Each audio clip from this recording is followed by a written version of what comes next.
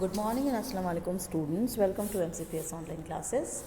As you all know, we have finished third part of this chapter, Bipin Chaudhary's Lapse of Memory. In this video, I am going to start fourth part. मैं आपको बता दूँ fourth part start करने से पहले कि third part में जो है विपिन बाबू जो है एक डॉक्टर से कंसल्ट करते हैं। वो डॉक्टर उनको राय देता है कि आप एक वापस रांची जाके देखिए और वहाँ जाकर आपको सारी चीज़ें रिकॉल हो जाएं। हो सकता है वहाँ जगह देखकर तो वो जो है वो टिकट बुक कर चुके हैं अपने रांची जाने के लिए।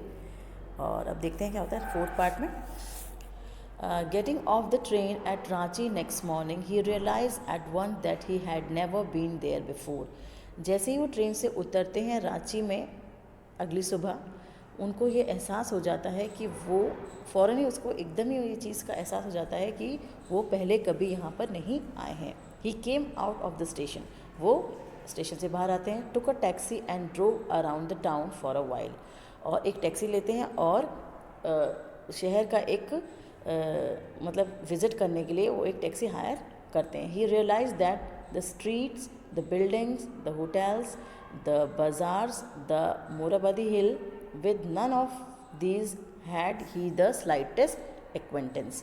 अब जब वो ड्राइव कर रहे होते हैं शहर में तो उनको वो गलियाँ, वो बिल्डिंग्स, वो होटल वगैरह, बाज़ार वगैरह, मोराबादी हिल जो है वो कोई भी उनको उनमें से एक भी चीज़ उनको ऐसा नहीं लगता है कि उन्होंने कभी पहले देखा है या उन चीज़ों से थोड़ी बहुत भी उनकी जान पहचान है।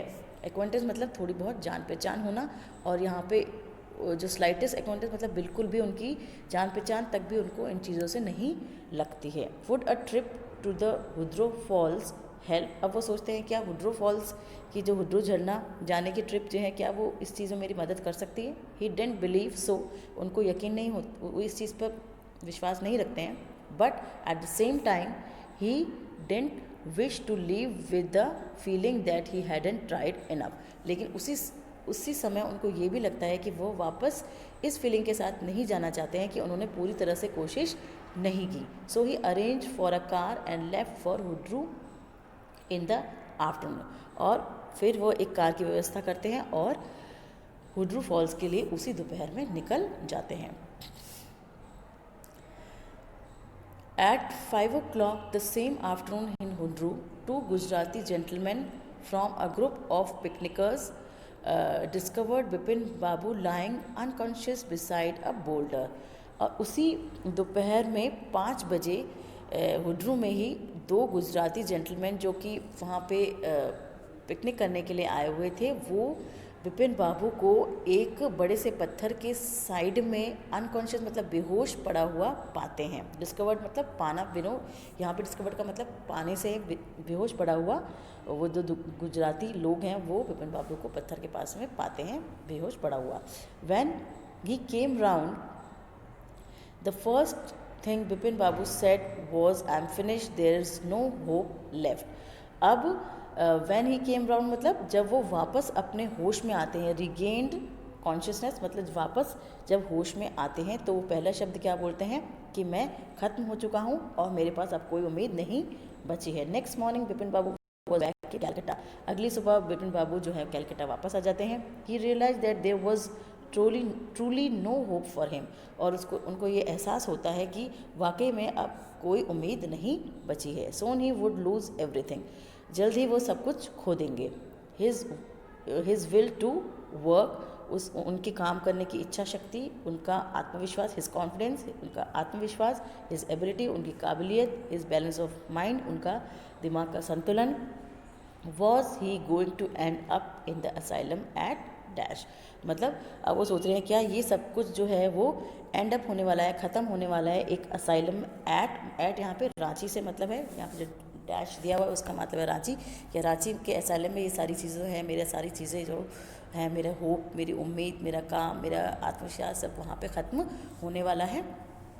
क्योंकि उनको ऐसा इसलिए लग रहा है कि उनकी ब्रदर की डेथ भी असाइलम में हुई थी इंसैनिटी की वजह से, तो उनको लग रहा है कि उनका एंड भी ऐसे ही होगा।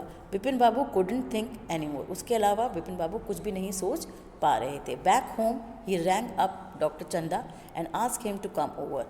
घर वापस आकर वो डॉक्टर चंदा को कॉल करते हैं और उनको बोलते हैं कि वो यहाँ पर आ जाएं। Then after a shower he got into bed with an ice bag clamped on his head. और नहाने के बाद, आफ्टर शावर मतलब नहाने के बाद, वो अपने बेड पर लेट जाते हैं और उनके हाथ में एक आइस बैग होता है, आइस बर्फ़ का भरा हुआ बैग होता है जो अपने सर पर रखते हैं। Just then the servant brought him a letter which someone had left in the letter box. उसी समय उनका नौकर जो है उनके लिए एक लेटर लेकर आता है जो कि कोई उनके लेटर बॉक्स में छोड़कर गया था। A greenish envelope with his name in red ink on it. एक हरे से रंग का एनवलप होता है और उसके ऊपर रेड इंक से उनका नाम लिखा हुआ होता है, बिपिन चौधरी का। After the name it said urgent and confidential. और नाम के बाद में ये लिखा होता है अर्जेंट यानी ज़रूरी और कॉन्फिडेंशियल यानी गोपनीय। In spite of his condition Bipin Babu had a feeling that he ought to go through the letter.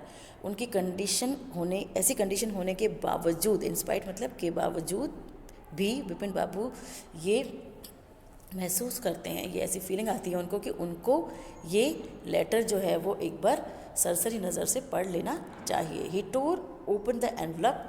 वो एनवलप को फाड़ देते हैं और फाड़ कर खोल लेते हैं। And took out the letter. और लेटर को बाहर निकाल लेते हैं। This is what he red.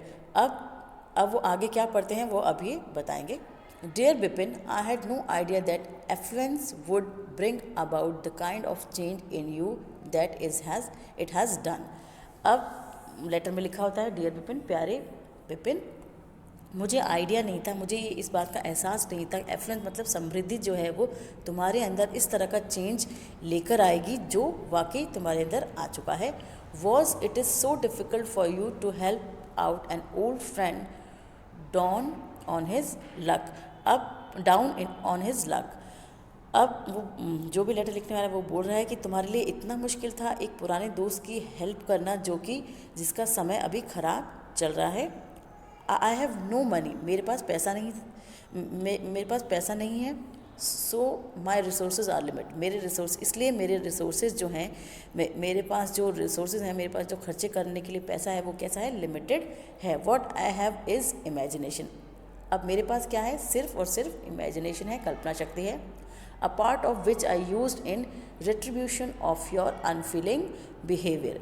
और जिसका कुछ हिस्सा मैंने तुम्हें तुम्हारे अनफीलिंग बिहेवियर के बदले में सज़ा देने के लिए यूज़ किया है। अनफीलिंग बिहेवियर मतलब जिसके भावना ना हो, ऐसा जो बर्तावा उन्होंने किया था अपने फ्रेंड के साथ में, उस बर्ताव के रिटर्न में, उस बर्ताव के बदले में उसने अपने इमेजिनेशन का कुछ हिस्सा जो है उनको सज़ा देने में यूज़ कर लिया। सिर्फ और सिर्फ उसके पास इमेजिनेशन यानी कल्पना शक्ति है और कुछ भी नहीं है।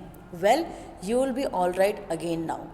बोला कि ठीक है, लेकिन अब तुम कुछ टाइम में वापस नॉर्मल, वापस ठीक हो जाओगे। A novel I have written is being considered by a publisher. मैंने एक जो नॉवल लिखी थी वो एक पब्लिशर जो है उस पर विचारशील है, उस पर विचार कर रहा है।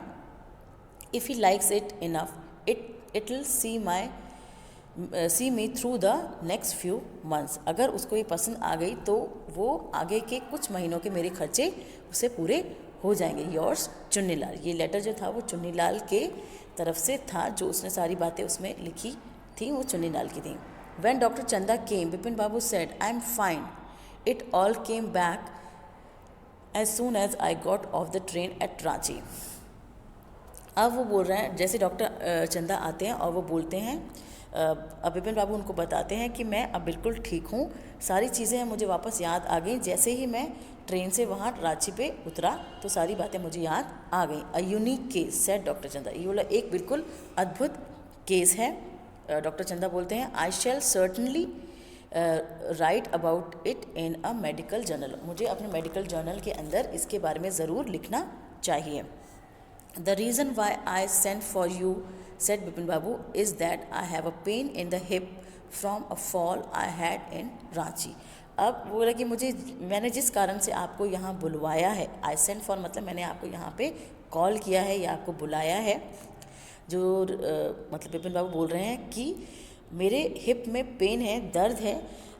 जब मैं रांची में वहाँ पे गिर गया था जिसकी वजह से मेरे हिप में पेन आ गया था, तो उस पेन के कारण मैंने आपको यहाँ पर बुलवाया है।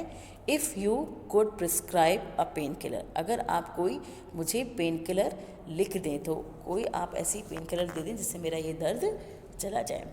ठीक है, यहाँ पे चैप्टर एंड होता है। इस चैप्टर का मतलब ये होता है कि जो भी घटना विपिन चौधरी के साथ में हुई थी, वो घटना जो है एक काल्पनिक घटना थी, मतलब वो वाकई में रांची नहीं गए थे। और ये सब किसने किया था? उनके दोस्त चुन्नीलाल ने ये सारी प्लानिंग की थी, ताकि उनको ये एहसास हो सके कि उन्होंने अपने फ्रेंड की उसके बुरे वक्त में मदद नहीं की। तो ये स्टोरी यहाँ पे एंड हो जाती है। Okay children, read this portion at home. This is the fourth part of the chapter. Please just read this part at home carefully. Okay, thank you. Have a nice day.